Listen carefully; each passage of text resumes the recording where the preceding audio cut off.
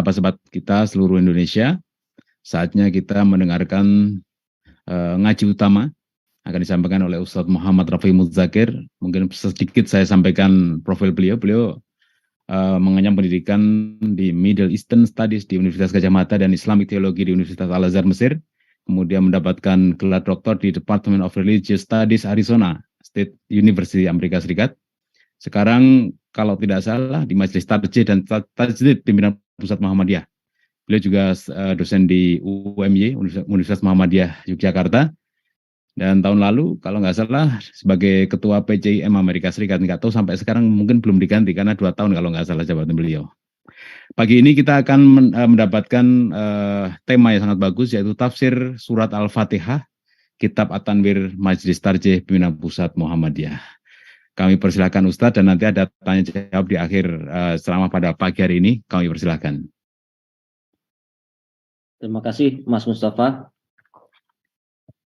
A'udzu billahi minasyaitonir rajim. Bismillahirrahmanirrahim. Alhamdulillahi rabbil alamin. Ar-Rahmanir Rahim. Maliki yaumiddin. Iyyaka na'budu wa iyyaka nasta'in. Ihdinas siratal mustaqim. Siratal ladzina an'amta 'alaihim ghairil maghdubi 'alaihim waladdallin.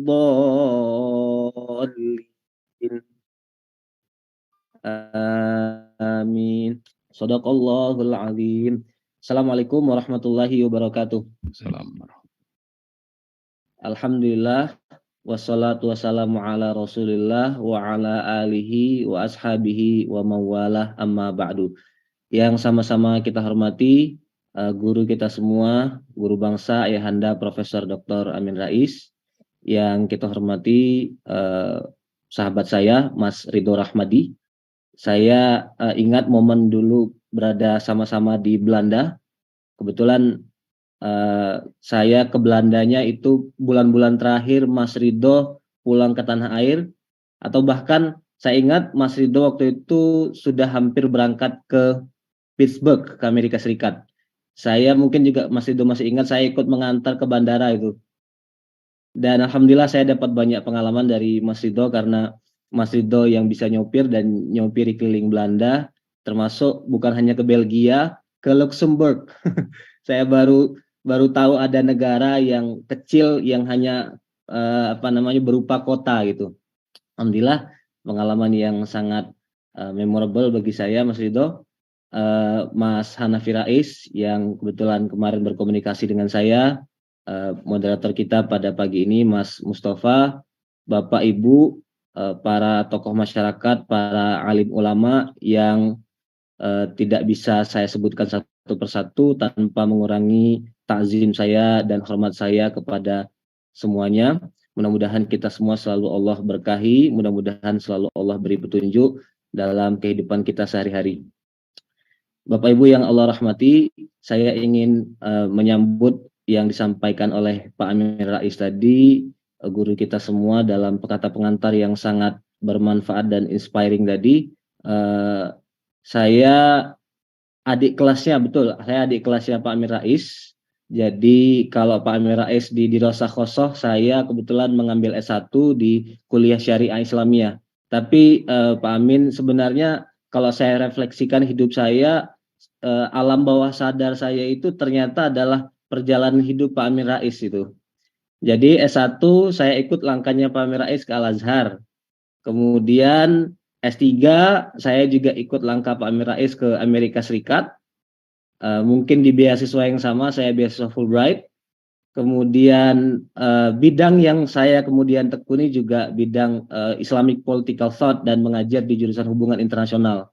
Jadi in many ways I have been inspired by Pak Amin, dan alhamdulillah mudah-mudahan ilmu Pak Amin terus bermanfaat, memberikan pencerahan untuk semuanya. Kebetulan Pak Amin Rais dan semuanya, saya menulis disertasi tentang perampasan kekuasaan dalam persepsi ulama, jadi lebih pada kajian mengenai sejarah intelektual Jadi saya dan melihatnya juga dari perspektif antropologi. Jadi kalau topiknya yang lebih persisnya adalah tradition and modernity in the ulama discourse on usurpation of power. Nah, jadi yang saya maksud dengan usurpation of power itu adalah perampasan kekuasaan berupa kudeta militer. Jadi dalam kitab-kitab fikih, dalam kitab-kitab kalam selalu ada pembahasan mengenai perampasan kekuasaan yang istilah teknisnya adalah at-taghallub. At-taghallub. Jadi kalau kita semua belajar pemikiran politik Islam, ada dua metode yang established dalam memilih penguasa. Yang pertama adalah metode istikhlaf, penunjukan seperti Abu Bakar menunjuk Umar, tetapi itu harus didahului oleh mekanisme musyawarah dulu. Abu Bakar memanggil sahabat-sahabat senior, kemudian ditunjuk.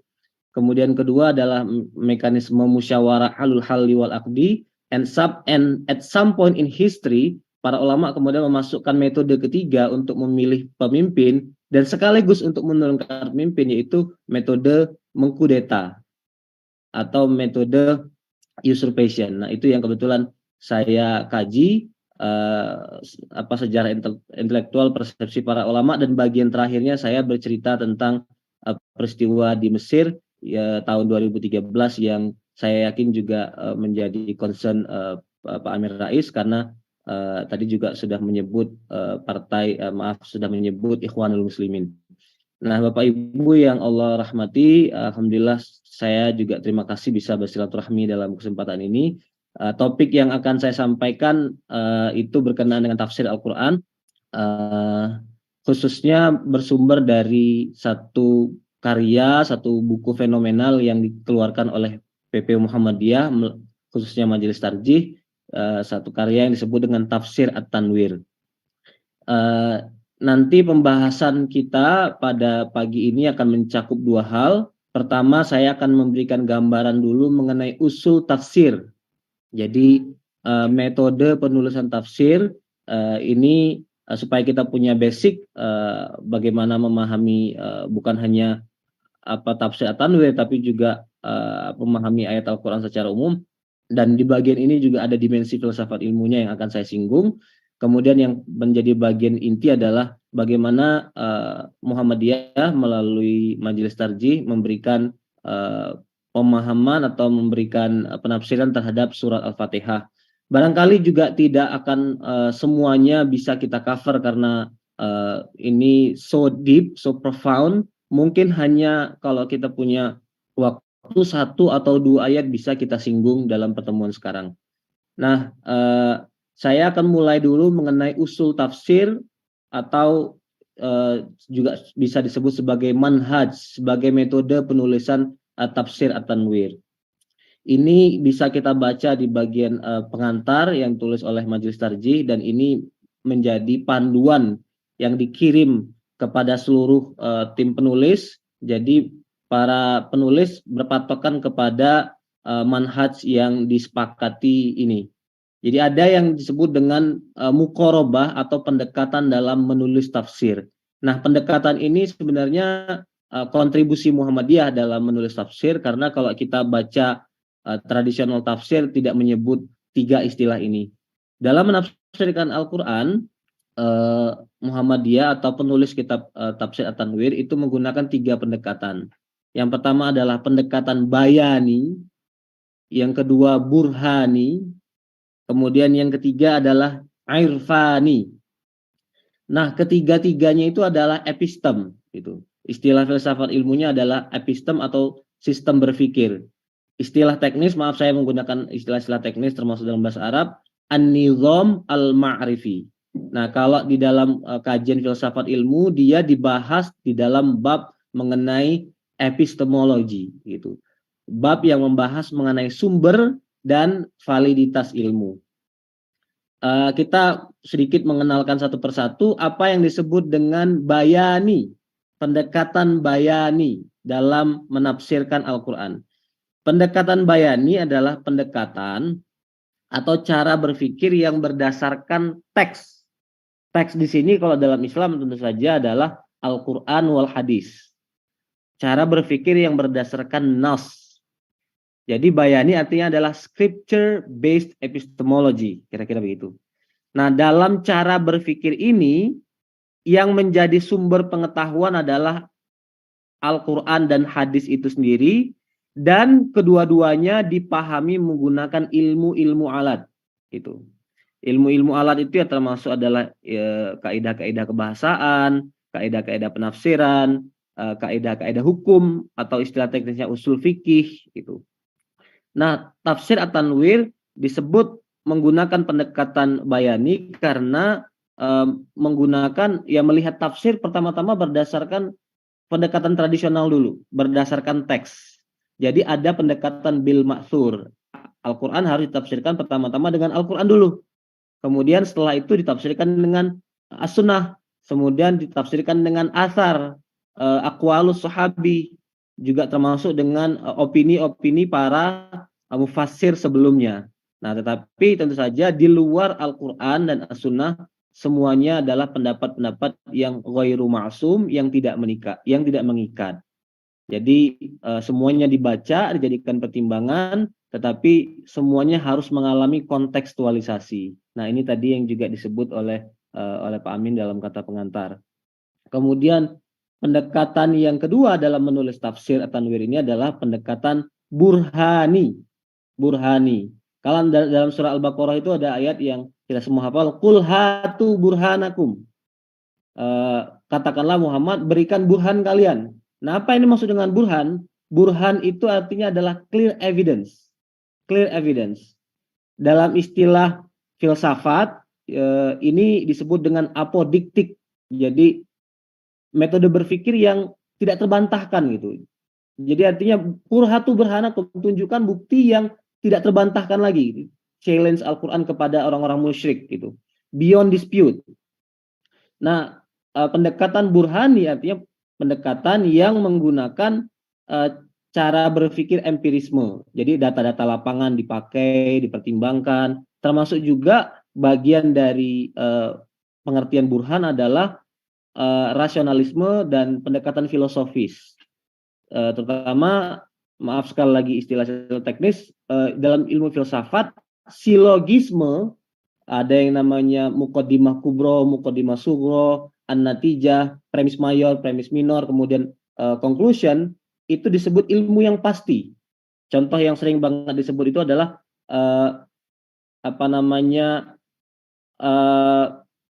manusia adalah makhluk yang berpikir.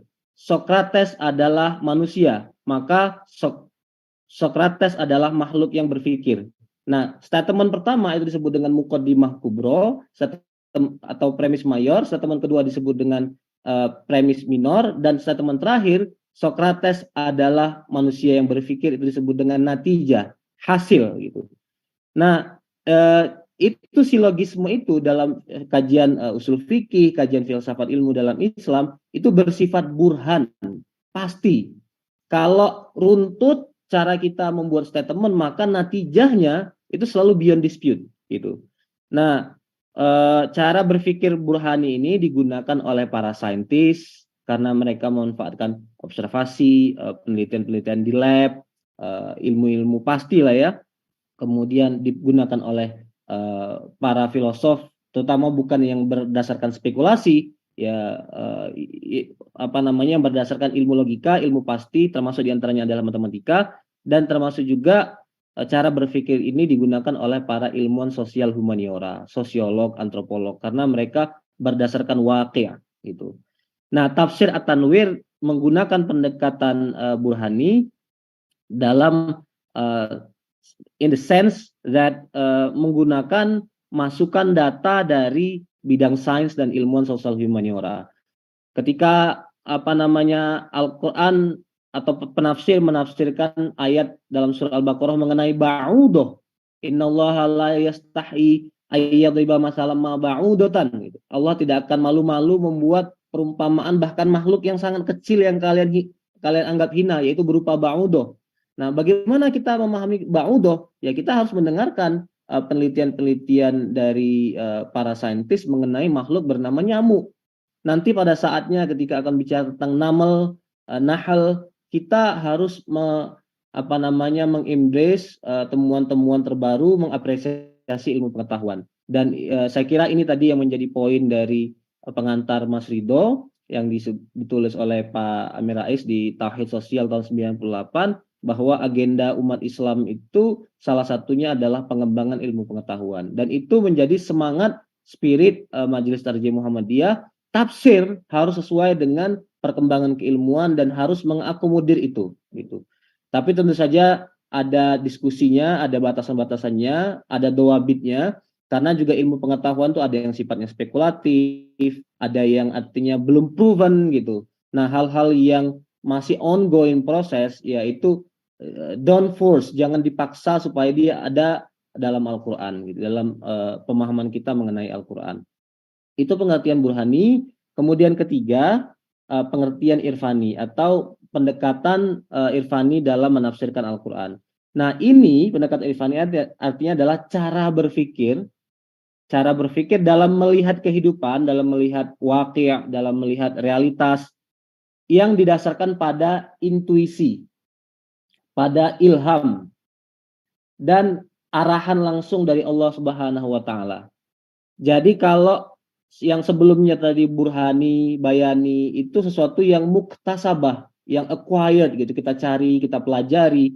Nah, kalau irfani itu berada di luar kuasa kita. Dia disebut juga dengan laduni karena Allah lemparkan, tiba-tiba ada di dalam hati kita gitu. Nah, disebut tiba-tiba juga sebenarnya melalui proses. Prosesnya apa? Bagaimana kita bisa mendapatkan inspirasi, mendapatkan ilham dari intuisi? Caranya, kalau kita mengacu kepada rumusan Imam Al-Ghazali dalam Ihya Ulumuddin, kita harus melakukan riyadhatun nafas. Kita harus melakukan pendisiplinan jiwa, pembersihan diri, akhlak-akhlak buruk kita tanggalkan. Kemudian harus juga dikuatkan dengan bodily practice, bodily movement, ibadah-ibadah yang menggerakkan fisik kita. Jadi orang mau sholat itu nggak mungkin mengabaikan sholat 5 waktu, nggak mungkin mengabaikan naik haji yang ada masyakohnya, ya kemudian tidak mungkin juga tidak puasa, karena kesolehan itu harus berasal dari bodily movement tadi. Kesolehan itu bukan hanya interiority manusia aja, bukan hanya urusan hati manusia, tapi juga urusan exteriority.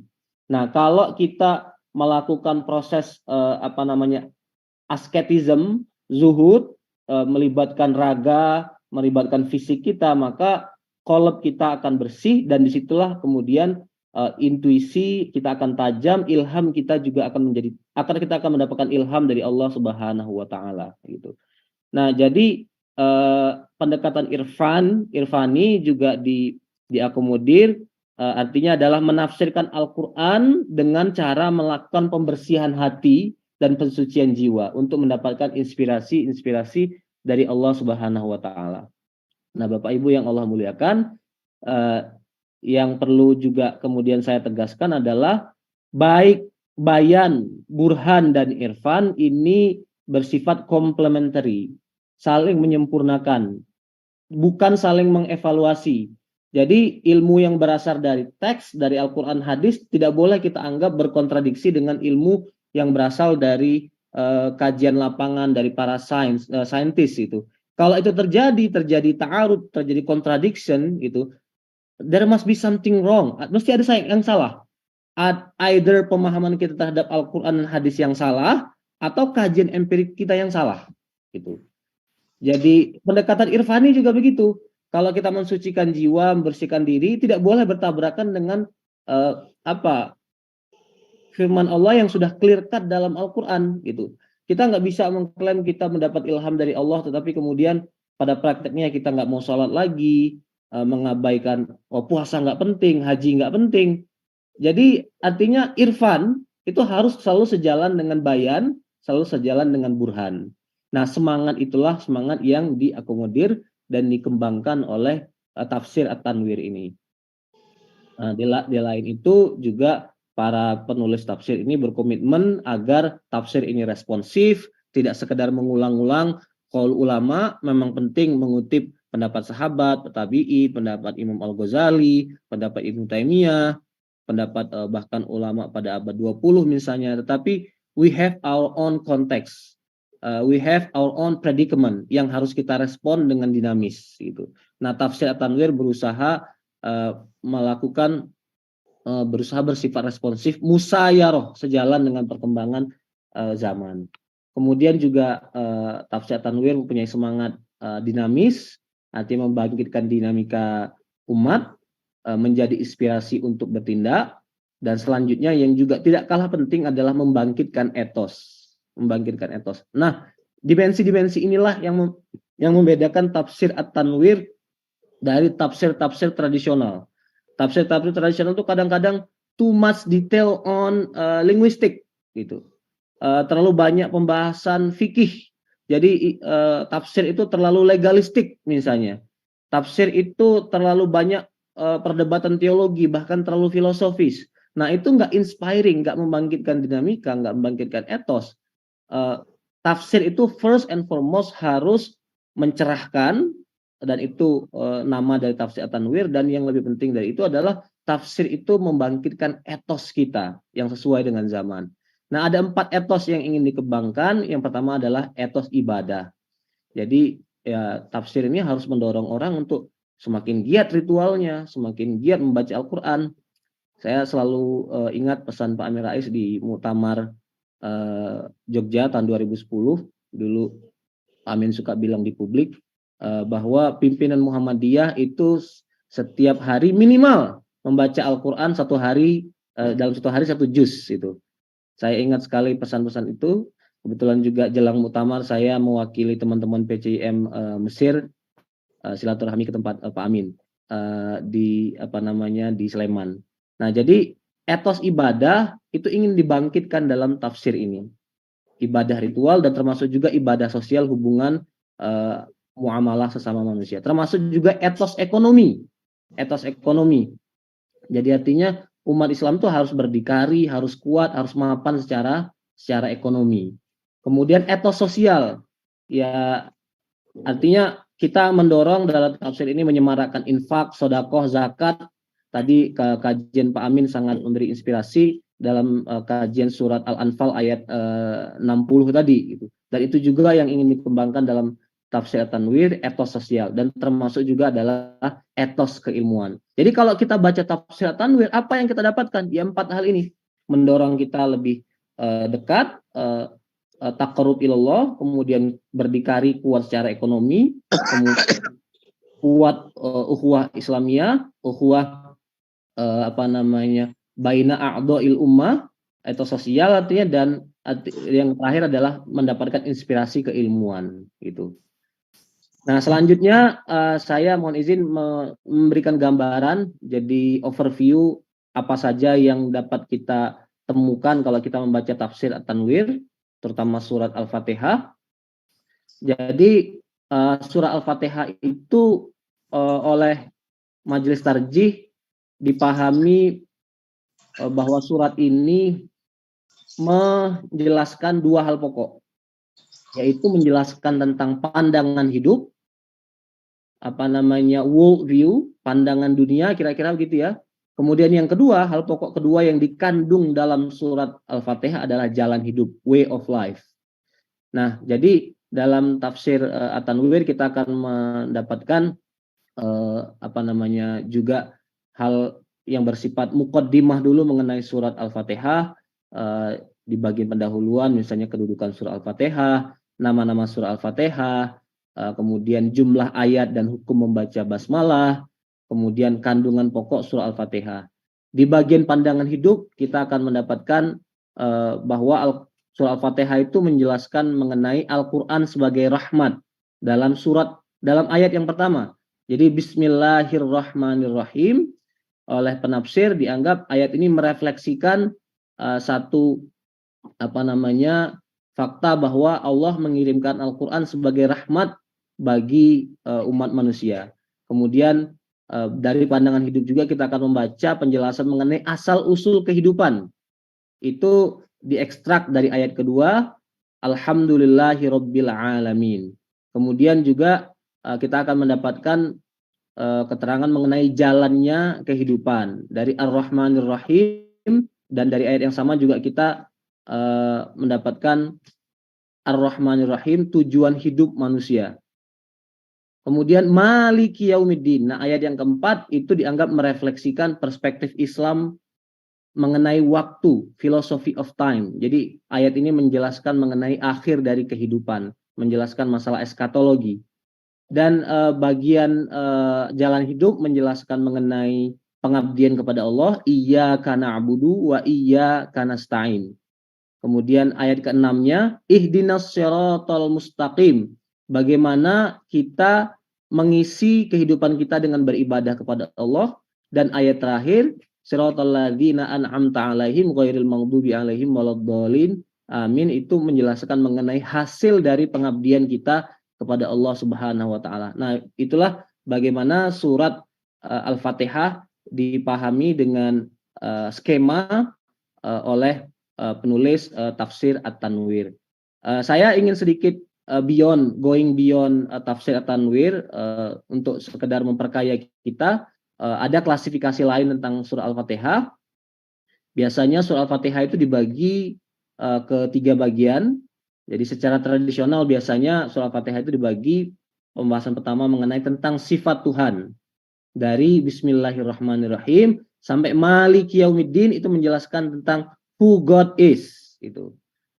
Kemudian bagian kedua menjelaskan hubungan manusia dengan Tuhan. Iyyaka na'budu wa iyyaka nasta'in.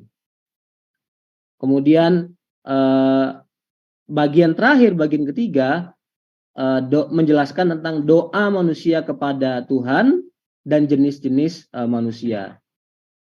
Ihdinas siratal mustaqim siratal ladzina an'amta 'alaihim ghairil maghdubi 'alaihim waladdallin. Amin.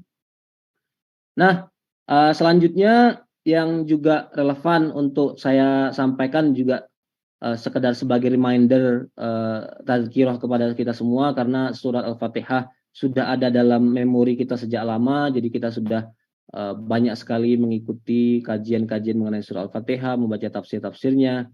Jadi what I have been saying is just a reminder for us.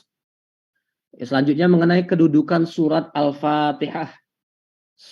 Kedudukan makanatu suratil Fatihah fil Quran.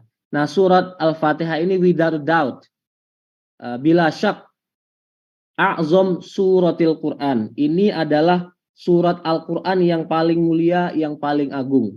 Ada satu hadis yang diriwayatkan oleh Imam Al-Bukhari dari sahabat Nabi bernama Abu Sa'id Ibnul Mu'alla. Jadi hadisnya langsung berupa pernyataan Nabi Muhammad, ala wa'allimuka a'zam suratin fil Quran. Wahai Abu Sa'id, maukah kamu saya kasih tahu bahwa apa surat yang paling a'zam, the greatest surah in the Quran? Qabla an takhruj minal masjid, sebelum kamu keluar dari masjid ini. Fa akhadha biyadi, kemudian dia memegang tangan saya, kemudian falamma an aradna an nakhruj, sampai ke ujung pintu mau keluar, dia mengingatkan lagi, qultu ya Rasulullah, wahai Rasulullah, innaka qulta lau 'allimannaka a'zam suratin minal Quran. Tadi katanya akan mengajarkan saya surat yang paling agung dalam Quran. Qala, kata Nabi Muhammad, hiya alhamdulillahi rabbil alamin, yaitu surat Al-Fatihah yang ayat keduanya berbunyi alhamdulillahi rabbil alamin. Nah, di antara bukti yang lain, dalil yang lain yang menunjukkan keagungan surah Al-Fatihah sebagai surat paling agung dalam Al-Quran adalah pernyataan dalam hadis Nabi bahwa sholat tidak akan sah kalau tidak dibaca di dalamnya surat Al-Fatihah. La sholata liman lam yaqra' bi fatihatil kitab. Jadi kalau kelupaan berarti kita kehilangan rukun dan sholatnya batal, harus diulangi lagi sehingga kita membaca Al-Fatihah. Nah, Bapak Ibu yang dimuliakan Allah, kemudian nama-nama dari Al-Fatihah. Imam Asyuyuti sebenarnya membuat list 25 nama dari surah Al-Fatihah. Dari mana nama-nama ini muncul? Dari mana nama-nama ini kemudian kita dapatkan? sebagian besar dari nama-nama Al-Quran adalah nama-nama yang disematkan oleh manusia, oleh sahabat Nabi, oleh para ulama. Jadi dia tidak tauqifi. Tidak semua nama-nama Al-Quran itu tauqifi, nama yang langsung diberikan oleh Allah. Walaupun juga sebagian kecil nama-nama surah Al-Fatihah dan nama-nama surat yang lain itu adalah bersifat tauqifi, artinya Allah langsung yang memberi nama. Nah, di antara 25 nama itu yang paling populer, yang paling pokok adalah 6 nama ini. Yang pertama adalah Al-Fatihah. Dan kita semua tahu artinya the opening. Kenapa disebut the opening? Karena Al-Fatihah itu seperti kata pengantar dari keseluruhan isi Al-Quran. Karena semua buku pasti ada khutbatul kitabnya. Berarti ada kata pengantar penulisnya. Nah, kata pengantar dari Al-Quran adalah surat Al-Fatihah ini. Yang kedua juga disebut Al-Fatihah karena dia mempunyai kemampuan untuk membuka hati manusia. Gitu. Membuka hati manusia. Dan kemudian yang selanjutnya disebut Ummul Quran atau Ummul Kitab. Ummun itu sering diterjemahkan sebagai ibu, padahal maknanya lebih luas daripada ibu. Maknanya juga bisa induk. Atau bahkan ummun itu maknanya adalah intisari, the gist. Jadi Al-Fatihah itu adalah the gist of the Quran, intisari dari Al-Quran. Karena dalam surah Al-Fatihah ini kita membaca hal-hal yang pokok dalam Al-Quran. Ada mengenai Al-Quran itu sendiri, mengenai tauhid, keimanan pada Allah, mengenai hari akhir, risalah Nabi Muhammad, perintah beribadah, kisah umat-umat terdahulu. And the rest of the Quran is just a commentary on surah Al-Fatihah. Gitu. Jadi sekali lagi, kenapa disebut sebagai Ummul Kitab? Karena dia intisari, the gist of Al-Quran. Disebut juga sebagai intisari, sebagai umun, karena dia menggabungkan antara dua jenis ibadah. Satu adalah ibadah zohir, dan kedua ibadah batin.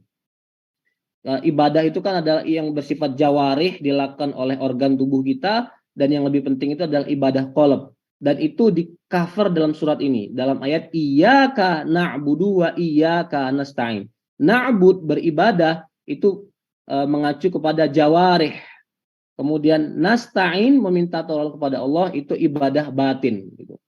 Nah, juga disebut sebagai the gist, sebagai intisari dari Al-Quran, karena dia merangkum 3 pilar ibadah. Apa saja 3 pilar ibadah itu? Pertama adalah love. Jadi ibadah kepada Allah itu harus didasarkan kepada cinta. Cinta dulu. Dari mana kita tahu bahwa Al-Quran mengajarkan cinta dalam beribadah? Dari kalimat Alhamdulillah. Kita memuji Allah, berarti kita memulai segala sesuatu dengan kecintaan kita kepada Allah. Nah, pilar kedua dari ibadah adalah hope. Artinya adalah ar-roja. Dari mana kita mengekstrak ada ar-roja dalam Al-Quran? Dari ayat Ar-Rahman Ar-Rahim. Allah yang maha pengasih dan maha penyayang. Dan yang ketiga, pilar terakhir yang nggak bisa dipisahkan dari 2 pilar sebelumnya adalah fear atau khauf. Jadi Al-Quran atau ibadah itu selalu terdiri dari 3 unsur itu. Satu, unsur cinta, unsur harapan yang sangat besar kepada Allah, dan yang terakhir adalah unsur rasa takut kita, khauf dan khosyah kita kepada Allah Subhanahu wa taala. Dan unsur khosyah ini kita ekstrak dari ayat yang berbunyi Maliki Yaumiddin gitu. Nah, Bapak Ibu yang dimuliakan Allah, saya lanjutkan. Nama lain dari surah Al-Fatihah adalah As-Sab'ul Mathani. As-Sab'ul Mathani. As-Sab' artinya adalah 7 ayat. Mathani yang often repeated, yang 7 ayat yang selalu terulang-ulang. Dan nama As-Sab'ul Mathani ini bukan nama dari para ulama, ini tauqifi, nama yang diberikan oleh Allah langsung. Ada dalam surah Al-Hijr ayat 87, walaqad atainaka sab'am minal mathani wal Qur'anal azim. Wahai Muhammad, telah kami berikan kepada engkau 7 ayat yang diulang-ulang, dan kemudian kami berikan keseluruhan ayat Al-Quran yang agung gitu. Dan frequent repetition, pengulangan yang sangat sering ini, itu is not comparable to others. Nggak ada bandingannya di seluruh dunia. Bayangkan kita sehari saja paling tidak ada 17 rakaat gitu. Kita baca surat Al-Fatihah itu kalau kita hanya sholat wajib. Dan yang membaca Al-Fatihah itu bukan kita seorang diri, tapi miliaran umat manusia di seluruh dunia, di seluruh bagian penjuru dunia. Makanya makna as-sab'ul masani adalah 7 ayat yang dibaca berulang-ulang oleh manusia dan setiap saat di setiap waktu. Dan ini hanya terjadi pada Al-Qur'an, khususnya surah Al-Fatihah, tidak pada surat-surat yang lainnya. Juga disebut sebagai al-asas karena dia fondasi, disebut sebagai asy-syifa karena dia dapat menyembuhkan fisik dan menyembuhkan hati manusia, dan juga disebut sebagai alham, surat pujian karena dalamnya kita memuji Allah Subhanahu wa taala. Nah, Bapak Ibu yang Allah muliakan, saya mohon izin menyelesaikan satu ayat saja dalam kajian ini, yaitu Bismillahirrahmanirrahim. Mungkin sisanya bisa kita lanjutkan dengan tanya jawab, karena kalau dijelaskan semuanya waktunya kita tidak mencukupi. Bismillahirrahmanirrahim. Nah, pertama-tama saya mau menyebut dulu satu fakta bahwa semua surat di dalam Al-Quran selalu disebut dengan Bismillah. Kecuali satu surat ke-9, yaitu surat At-Taubah. Kalau kita buka mushaf, ini satu-satunya surat yang di bagian headingnya tidak kita jumpai Bismillahirrahmanirrahim. Kenapa surat At-Taubah tidak mencantumkan Bismillah? Karena di dalamnya Allah mengisahkan orang-orang kafir dan orang-orang munafik. Nah, di dalamnya ada cerita orang-orang yang buruk akhlaknya, buruk akidahnya. Sementara Bismillahirrahmanirrahim itu kan kandungannya adalah rahmat Allah. Rahmat itu artinya juga ketenangan, kebaikan, keamanan. Orang kafir, orang munafik itu menurut para ulama tidak layak mendapatkan rahmat, dari Allah Subhanahu wa taala gitu. Jadi itu penjelasan para ulama kenapa surah At-Taubah tidak mencantumkan Bismillahirrahmanirrahim.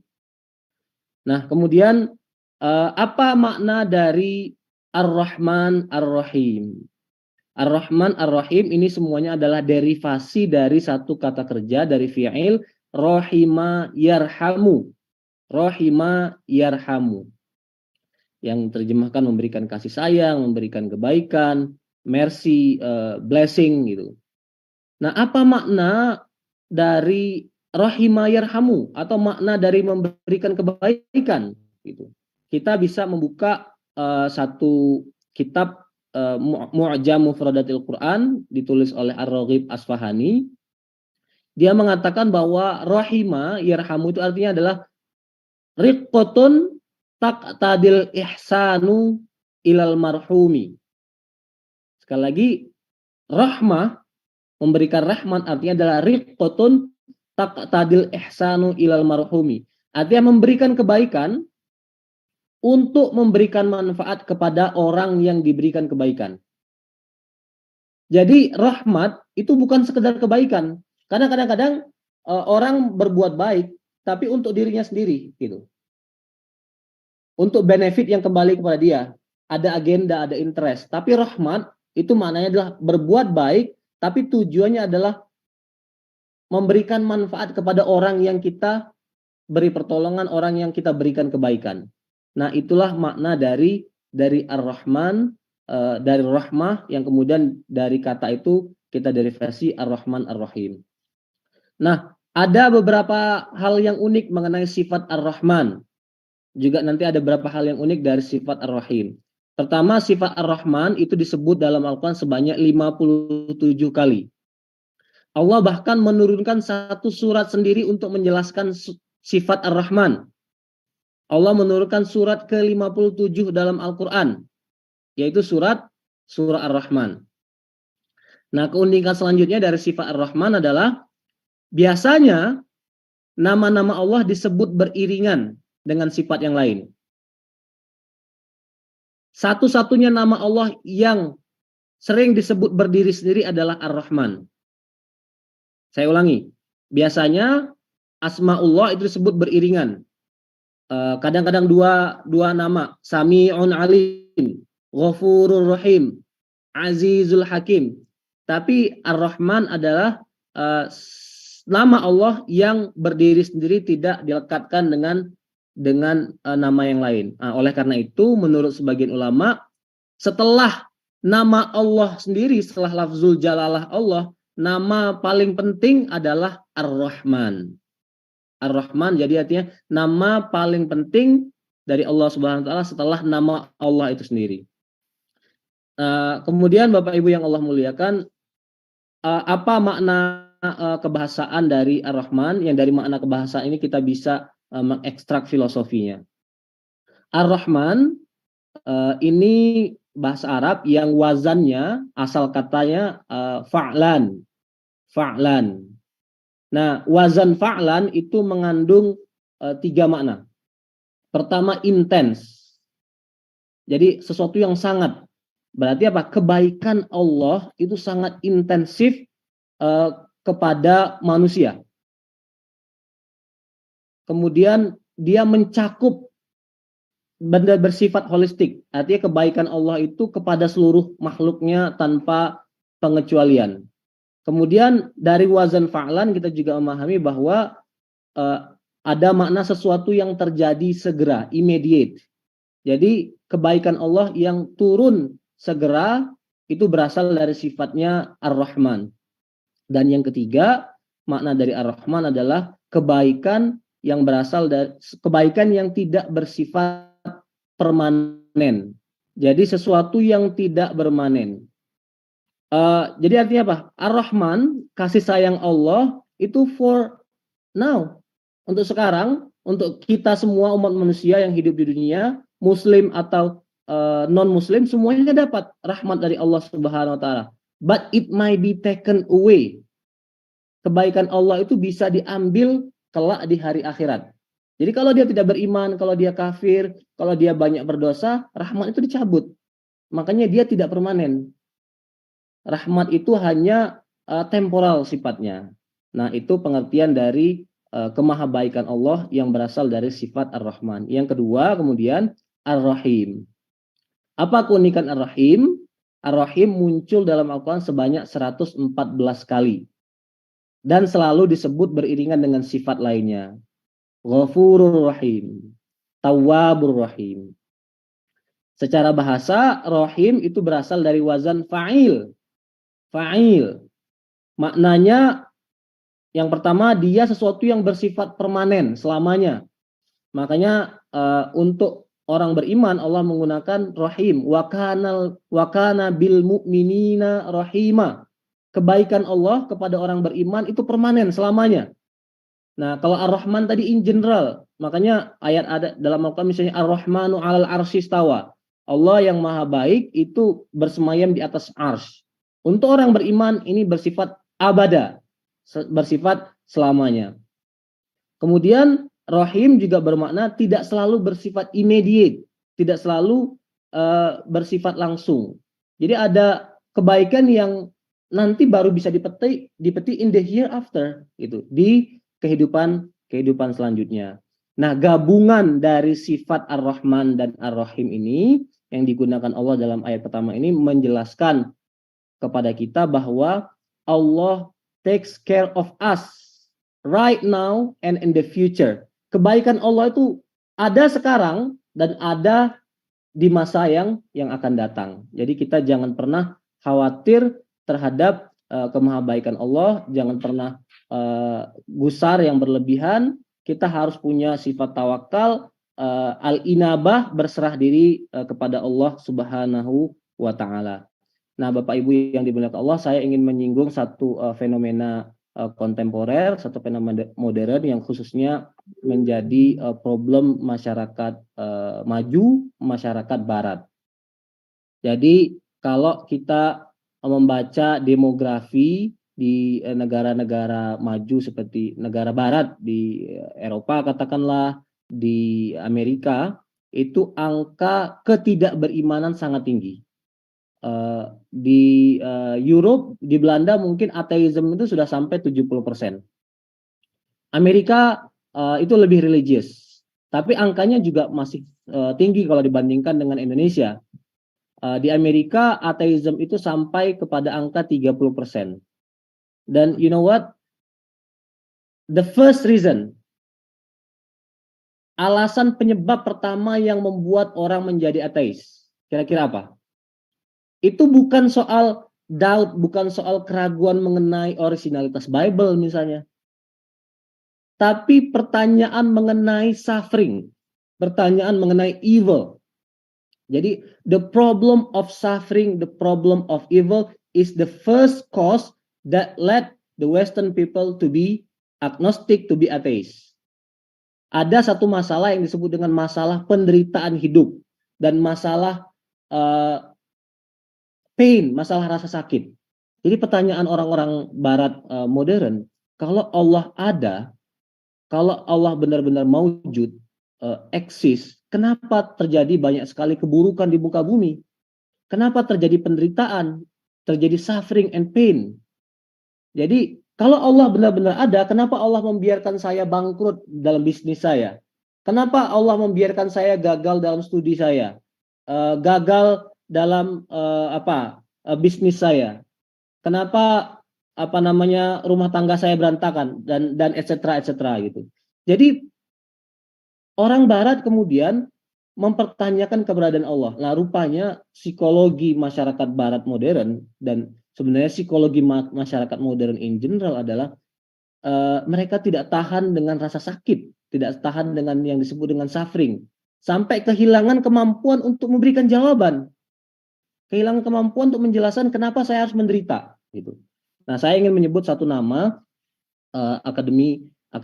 akademisi di Amerika Serikat, namanya Bart Ehrman. Bart Ehrman nanti bisa di searching di Google, terutama yang suka kajian teologi, kajian tauhid, akidah. Bart Ehrman ini sarjana biblical studies. Dia banyak menerbitkan buku di penerbit-penerbit terkemuka di Oxford dan lain-lain mengenai kajian kritis Bible. Dia berasal dari Kristen evangelical. Itu yang paling totok, paling konservatif, paling fanatik, tapi kemudian memilih untuk menjadi alumni dari agama Kristen, bahkan menjadi alumni dari semua agama, alias dia menjadi ateis. Dan sekali lagi, yang membuat dia ateis bukan kajian dia mengenai Bible, dia juga kesimpulan dia sama dengan akidah Islam itu. Kesimpulan dia melalui penelitian-penelitian historis, Jesus is just the messenger. He never claimed as a God. Jadi penelitian historis dia itu. Dia gunakan data-data berbahasa Greek, gunakan konteks sosial politik, menggunakan logik dari Bible sendiri. Dia bilang Yesus itu tidak pernah mengklaim sebagai Tuhan. Yesus itu adalah manusia dan Yesus itu adalah Rasul.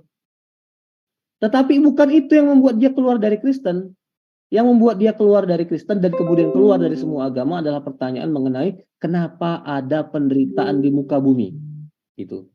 Nah, itu patologi dan ini endemi yang menimpa masyarakat modern. Kalau kita nggak bisa antisipasi, ini juga bisa menjadi masalah kita di masyarakat Muslim. Anak-anak muda yang terbiasa pleasure, terbiasa enak, semuanya serba gampang, dikasih masyakoh sendiri sedikit, dikasih harot sedikit, mereka protes. Nah, kemudian yang paling mengerikan adalah protes itu bersifat teologis. Wah, Tuhan udah nggak sayang lagi. Bahkan Tuhan udah nggak ada lagi. Dan it happen di Amerika tuh ada kasus terkenal seorang hafiz, penghafal Al-Quran, kemudian jadi murtad, jadi ateis. Penyebabnya apa? Karena dia sejak usia muda, bahkan dia kehilangan masa muda, waktunya dia habiskan untuk belajar supaya dia jebol diterima di Harvard University. Belajar terus.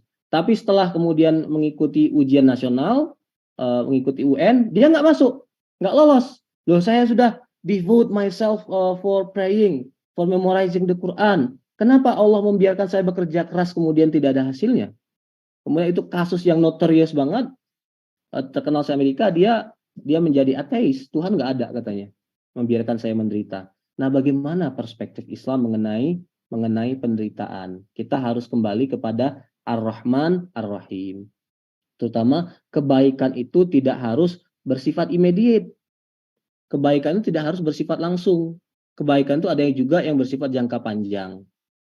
Ini saya kalau Bapak Ibu melihat layar, demikian banyak buku-buku karya-karya yang ditulis untuk mendiskusikan masalah evil, masalah suffering ini. Saya hanya mencuplik 4 aja ini. Di luar ini banyak sekali, dan silakan ikuti di YouTube, silakan ikuti di media-media lainnya bagaimana orang Barat itu predikamennya adalah menjelaskan isu ini.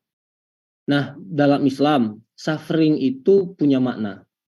Pertama, penderitaan itu bisa jadi jalan jadi mekanisme kita untuk membersihkan dosa-dosa. Makanya sickness in Islam is redemptive. Kalau kita diberikan rasa sakit, itu kata Rasulullah itu menggugurkan dosa-dosa kita. Gitu. Makanya kalau sakit kita nggak boleh ngeluh, nggak usah kebanyakan mengeluh kemudian sampai mengeluarkan kata-kata kotor. Ya, sakit dinikmati aja, sabar sambil banyak berdoa karena dosa kita sedang dibersihkan oleh Allah gitu. Nah, orang Barat sudah lepas itu makna redemptif itu gitu. Mereka sudah menghilangkan rasa sakit dari kehidupan mereka gitu. Saya kalau boleh cerita sedikit, kebetulan karena anak saya lahir di situ di Amerika. Jadi di Amerika itu 95% perempuan sudah nggak mau lagi melahirkan secara normal dan tidak mau lagi merasakan rasa sakit saat melahirkan. Karena bagi mereka rasa sakit itu removable dan must be removed. Segala macam teknologi, segala macam alat diciptakan supaya hidup itu pleasure terus, enak terus, nggak ada rasa sakit. Gitu. Nah, sementara bagi kita, bagi orang Islam, bagi perempuan, ya itu sudah built in dalam mentalitas dia, dalam pikiran dia. Kita tuh akan ada penderitaan, ada cobaan-cobaan, ada rasa sakit. Anak perempuan kita beranjak usia 9 tahun, dia akan ngerti, oh nanti akan ketemu menstruasi agak sakit sedikit. Puncaknya adalah ketika melahirkan. Itu sudah built in. Nah, orang Barat, they want to remove pain. Gitu. Jadi, bagi Islam, ada rahmat Allah behind suffering. Itu mekanisme membersihkan dosa. Kemudian dia kesempatan bagi kita untuk bersabar, kemudian kesempatan bagi kita untuk bersyukur. Saat kita menerima sakit, saat kita menderita, kita bisa melihat ke belakang. Oh, kita dulu pernah nikmat, pernah berjaya, dan sekarang kita sedang diuji, sedang diberikan tes oleh Allah. Tapi juga it's not the end of everything. At least kita masih bisa bernafas, masih bisa berzikir. Itu kesempatan bagi kita untuk bersyukur kepada Allah Subhanahu wa taala. Dan selanjutnya, rasa sakit itu mekanisme bagi kita untuk meningkatkan kapasitas diri kita sendiri. Nah, itu kalau Bapak Ibu lihat ke layar, kita mungkin sempat jatuh sebentar tuh. Jatuh sebentar, gagal sebentar, tapi setelahnya kalau kita melihat itu dengan penuh hikmah, kita akan bangkit lagi. Ketika kita bangkit, kita jauh lebih tinggi daripada posisi kita sebelumnya. Kemudian akan jatuh lagi, bangkit lagi. Jadi hidup manusia itu pasti selalu akan up and down, up and down. Kehidupan yang bebas dari kejatuhan, dari kesedihan, kegagalan, hanya kehidupan fil akhirah itu. Makanya Al-Qur'an mengatakan la khaufun alaihim walahum yahzanun. Dan kehidupan yang la khaufun alaihim walahum yahzanun itu bukan di sini, bukan di dunia, tapi di akhirat gitu. Bagi kita kematian itu adalah tempat kita bersenang-senang gitu. Makanya istilah dalam bahasa Arab al-mautu tuhfatul mu'minin. Kematian itu adalah tuhfah, taman bagi orang-orang yang beriman karena dia melihat kenikmatan Allah Subhanahu wa taala. Itulah momen ketika dia berhenti menderita, berhenti merasakan rasa sakit di dunia.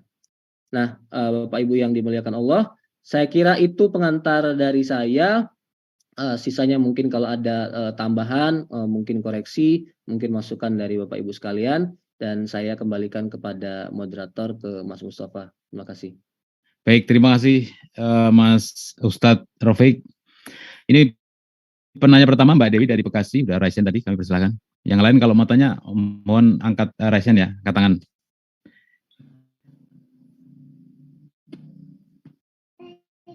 Mbak Dewi.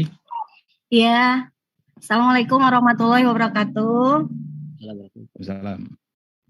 Mohon izin Bapak Ayahanda Bapak Amin Rais, Bapak Ketua DPP Bapak Ridho, dan Bapak Kiai Pak Haji Daris, Ketua DPW Jawa Barat, juga rekan-rekan semua. Selamat pagi, salam sehat selalu untuk kita semua.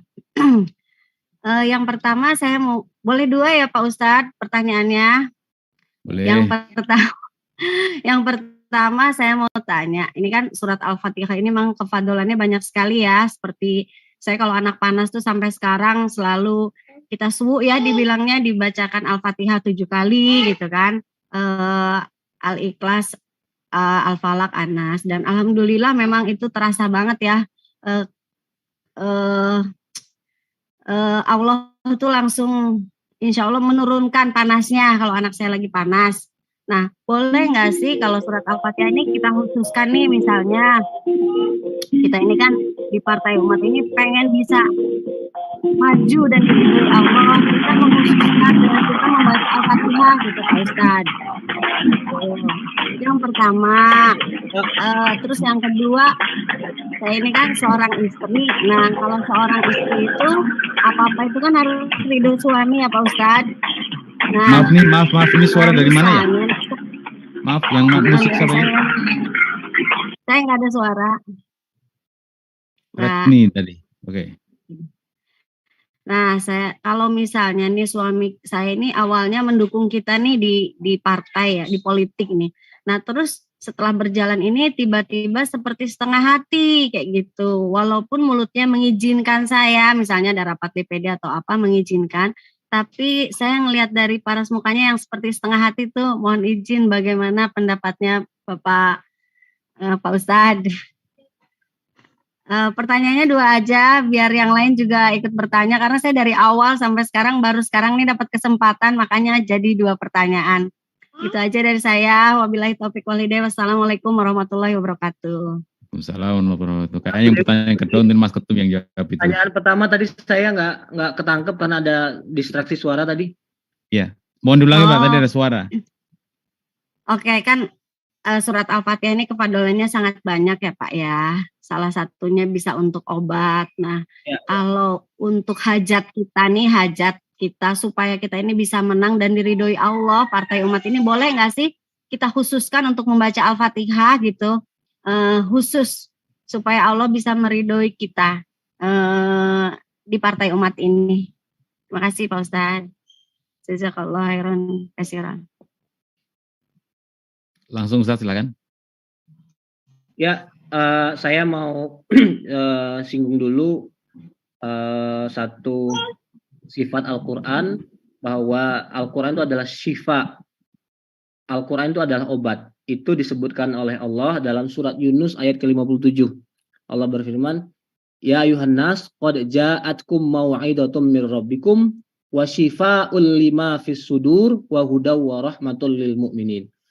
Jadi Al-Quran itu punya identitas sebagai nasihat dari Allah, dan yang kedua adalah syifa'un, obat untuk penyakit yang ada di dalam hati kita. Nah, jadi artinya para ulama membolehkan menggunakan Al-Fatihah untuk menyembuhkan rasa sakit, anak panas itu. Bahkan Ibnu Qayyim yang dianggap sebagai manhaj Puritan ya, muridnya Ibnu Taimiyah, juga membolehkan membaca Al-Fatihah untuk menghilangkan rasa sakit yang bersifat fisik. Tapi lebih penting dari itu, Al-Quran itu syifa lima fis sudur. Jadi beyond materiality, jadi penyakit yang harus diobati Al-Quran itu adalah penyakit hati, penyakit bangsa, penyakit peradaban gitu. Nah, bagaimana hukumnya mengkhususkan membaca Al-Quran untuk partai, membaca surah Al-Fatihah? Ya, kita harus melihat Al-Quran itu secara entirety, secara holistik. Kita boleh banyak membaca Al-Fatihah di banyak kesempatan, tapi juga jangan sampai pandangan kita kemudian hanya dipersempit pada satu surat itu saja. Jadi ingat bahwa surat Al-Fatihah itu adalah sintesis, adalah rangkuman, isinya adalah keseluruhan ayat Al-Quran. Nah, kita harus membaca footnote dari surat Al-Fatihah ini. Kita harus membaca keseluruhan kandungan Al-Quran yang ada di surat-surat yang lainnya. Gitu. Kemudian pertanyaan kedua nanti biar dilengkapi oleh Pak Ketum, tapi saya ingin menyinggung aja satu prinsip. Ini juga pernah menjadi pembahasan di Muhammadiyah, khususnya buku Tuntunan Keluarga Sakinah, prinsip-prinsip dalam keluarga itu yang pertama adalah musawa, artinya adalah equality, persamaan antara laki-laki dan perempuan, semuanya sama di hadapan Allah, sama sederajat di dalam rumah tangga, walaupun satu orang memimpin, tapi yang lain bukan berarti kemudian dinegasikan. Oleh karena itu prinsip yang lainnya dalam Islam, dalam membina rumah tangga adalah prinsip musyawarah, wa amruhum syura bainahum. Jadi ada isu, ada concern, semuanya harus diambil dengan pendekatan musyawarah, difikirkan berdua, bukan dengan jalan sendiri-sendiri. Saya kira saya ada di level itu untuk menjawabnya, sisanya nanti biar ditambahkan oleh Mas Ridho. Syukron Mas Ridho, silakan ditambahin tadi pertanyaan kedua penting itu. Iya, ya, terima kasih. Jadi ini memang pertanyaan dan juga beberapa masalah yang kita lihat. Kita menemukan beberapa kasus seperti ini. Jadi memang ini satu tantangan, apalagi banyak di tengah kader-kader kita ini yang background-nya juga memang benar-benar baru ya di dunia partai, dunia organisasi seperti ini. Jadi kalau saya pikir, saya mungkin menambahkan dari sisi yang praktikal ya. Jadi mungkin bisa diajak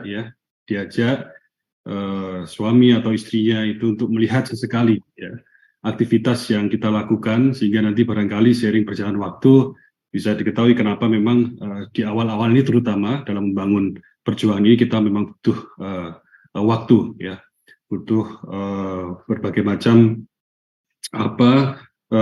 hal yang terbaik untuk diberikan ya, termasuk daya pikiran, dan yang itu memang dalam prakteknya butuh banyak sekali, bukan banyak sekali ya, butuh meninggalkan kehidupan kita yang biasanya. Itu minimal yang kita alami di sini di DPP. Jadi dilibatkan sesekali itu menurut saya akan secara praktikal bisa membantu terutama yang kader kita yang sudah berkeluarga itu untuk melihat apa yang kita lakukan di partai ini.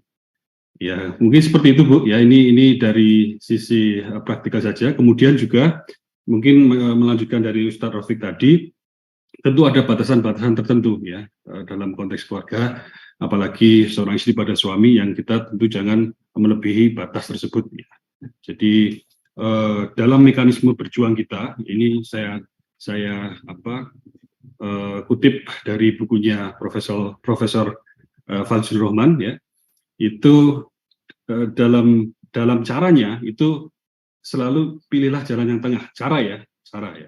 Jadi itu bukan pilihan tapi the only way, itu satu-satunya cara. Jadi moderasi ya, yang tidak berlebihan dalam konteks waktu tadi ya, dalam konteks apapun itu tadi ya. Barangkali mungkin di awal-awal tadi yang menyebabkan barangkali suaminya kemudian sedikit berubah, itu mungkin ya saya ini ya tidak tahu persis apa yang alami Ibu, tapi barangkali mungkin waktunya sepenuhnya, atau yang biasanya seminggu ada di rumah terus kemudian sebagian itu sering keluar dan sebagainya. Jadi intinya di tengah-tengah Bu, dalam hal cara ya, moderasi yang pas gitu, jangan berlebihan.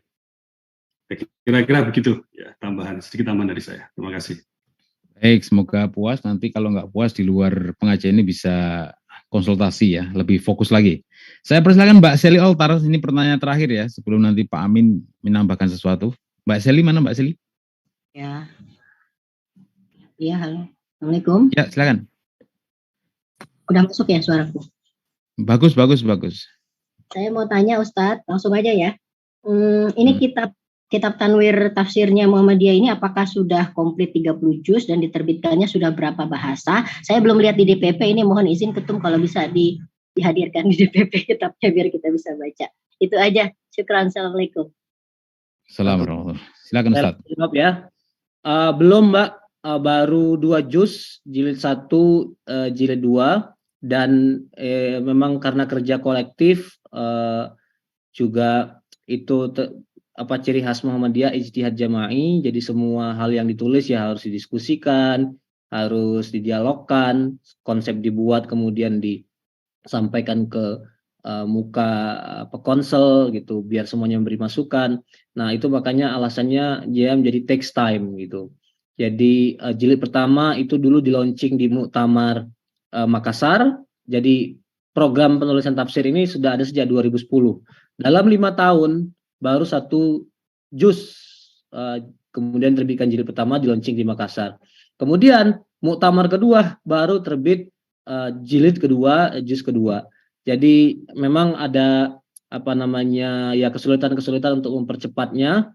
Tapi kalau kita pikirkan kalau menunggu muktamar baru keluar jilid ketiga, kapan selesainya ini Al-Quran ditafsirkan, itu juga satu aspek teknis yang didiskusikan di Majelis Tarjih di Muhammadiyah, gimana ada percepatan penulisan tafsir ini. Sudah berapa bahasa diterjemahkan? Belum ada, baru bahasa Indonesia saja. Tapi tafsir At-Tanwir sudah diteliti oleh banyak peneliti, dari peneliti berbahasa Inggris, berbahasa Arab, termasuk juga peneliti dari berbahasa Turki. Gitu. Saya kira itu jawaban saya. Baik, terima kasih. Ini karena sudah jam 7 lebih ya, kami mohon untuk penutup Pak Amin untuk memberikan tambahan atau catatan. Kami persilakan Pak Amin. Baik, jadi catatan saya singkat saja ya. Saya pagi ini merasa sangat berbahagia karena Muhammadiyah kita ini, ya ini bukan melebih-lebihkan ya, tidak bagus ya, tapi ini dari lubuk hati saya gitu,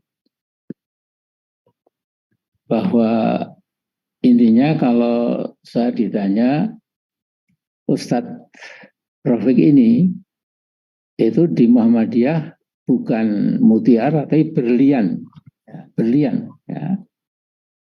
Nah jadi ini yang ingin saya ingatkan waktu saya mengambil postdoctoral program di Washington itu,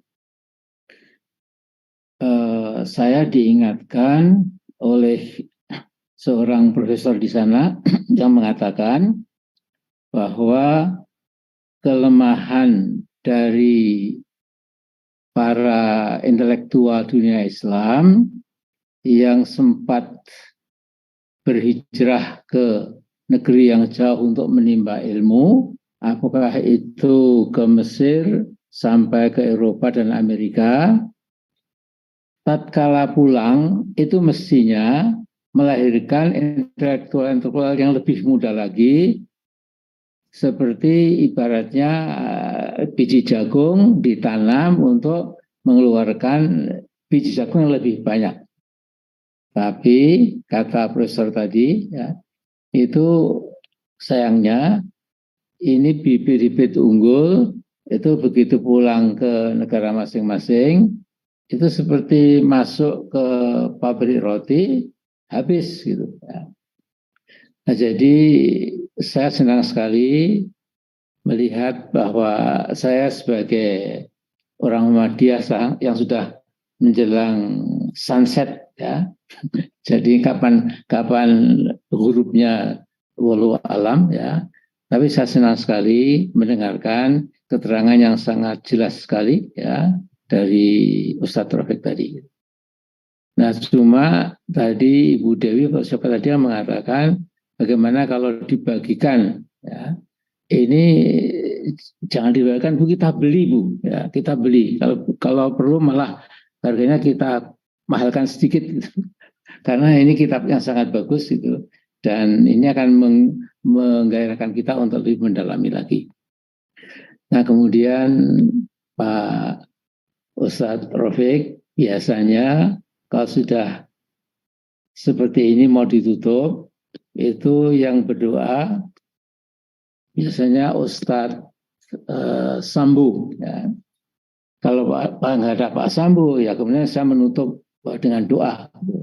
Nah, karena ada Ustadz Rafiq, saya minta mewakili saya menutup pertemuan kita ini ya, dengan doa. Nah, mudah-mudahan saya yakin kalau tiap Jumat pagi kita seperti ini ya, kemudian makin banyak yang ikut, mungkin 2-3 tahun itu luar biasa. Akan terjadi semacam revolusi mental spiritual, karena kalau kita sudah menangkap pesan Al-Quran, itu kemudian sudah kita menjadi sangat yakin bahwa yang kita kerjakan ini untuk dan akan insya Allah juga mendapatkan maunah pertolongan dari Subhanahu wa Ta'ala. Jadi saya gembira sekali ya. Mudah-mudahan Pak Ridho dan juga Pak Tova, ini Jumat pagi seperti ini kita gelurakan terus, kita perbanyak lagi forum audiensnya, dan saya yakin sekali akan menambah kekuatan kita dalam berjuang fisabilillah. Saya kira begitu. Lewat Pak Tova kita minta ditutup dengan doa oleh Ustadz Arik. Silakan. Langsung Ustadz, silakan. Ya, mohon izin Pak Amin, mohon izin para asatid, para senior semuanya untuk memimpin doa. A'udzubillahi minasyaitonirrajim. Bismillahirrahmanirrahim. Allahumma lakal hamdu kulluh wa lakas syukru kulluh.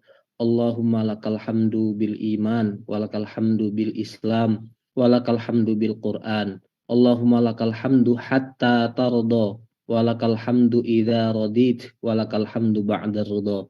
Allahumma shalli wa sallim ala nabiyyina Muhammad wa ala alihi wa ashabi ajma'in. Allahumma ja'alil Qur'ana rabi'a qulubina wa nura sudurina wa jalaa ahzanina wa dhahaba humumina wa qaidana wa sa'iqana ila jannatika jannatin na'im. Allahumma ja'al jam'ana hadza jam'an marhuma wa tafarruqana min ba'diha tafarruqan ma'suma. Rabbana hablana min azwajina wa dzurriyyatina qurrata a'yun waj'alna lil muttaqina imama.